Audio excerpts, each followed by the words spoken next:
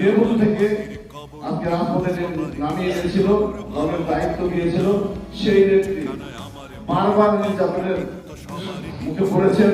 এরশাদের আমলেও তিনি বারবার জেলে গিয়েছেন।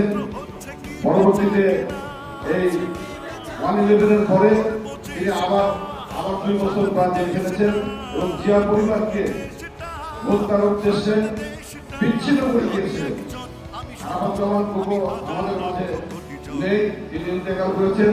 আরেক ছেলে লন্ডনে অবস্থান করছেন, ভারপ্রাপ্ত চেয়ারম্যান, এবং বেগম খালেদা জিয়া তিনি ঢাকায় ছিলেন। পরবর্তীতে ফ্যাসিবাদী সরকার মিথ্যা মামলায় তাকে দীর্ঘ সময় কারাভোগ করেছেন এবং সুলভবাদীর মাধ্যমে হত্যার উদ্দেশ্যে ধীরে ধীরে ধীরে সে মারা যায় জেলখানার মধ্যে। এই উদ্দেশ্যে তাকে হত্যার উদ্দেশ্যে জেলে দীর্ঘ সময় একাকী জীবন কাটাতে বাধ্য করেছিলেন। প্রিয় ভাই আমার, সেই নেত্রী, আপসের নেত্রী, যাকে প্রস্তাব দেওয়া হয়েছিল যে আপনি দেশের বাইরে চলে যান, সুখে শান্তিতে বসবাস করেন, আপনার কোনো সমস্যা হবে না, আপনি চলে যান। কিন্তু তিনি ঘোষণা দিয়েছিলেন যে দেশের বাইরে আমার কোনো বন্ধু নেই, কোনো আত্মীয় নেই, কোনো স্বজন নেই, এদেশের জনগণই আমার আত্মীয়, এদেশের জনগণই আমার স্বজন, এবং আমি মরলে এদেশে মরতে চাই, বাঁচতে দেশে এই জনগণকে নিয়ে আমি বাঁচতে চাই। সেই প্রিয় নেত্রী আজকে সারা বাংলাদেশের জনগণের ঐক্য প্রতীক হয়ে উঠেছে। আজকে কি পরিমাণ গ্রহণযোগ্যতা থাকলে আজকে সারা বাংলাদেশে কান্নার রূপ হয়েছে।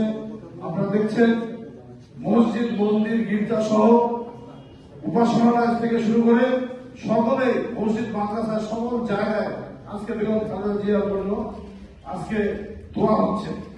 এর একটাই কারণ যে আজকে বেগম খালেদা জিয়া একমাত্র নেত্রী যিনি সর্বোচ্চ গ্রহণযোগ্যতা সৃষ্টি করেছিলেন এই জনগণের মাঝে, এবং গ্রহণযোগ্যতা অপরিহার্য হয়ে উঠেছে। সেই নেত্রী আজকে মৃত্যুর মুখোমুখি দাঁড়িয়ে আছে।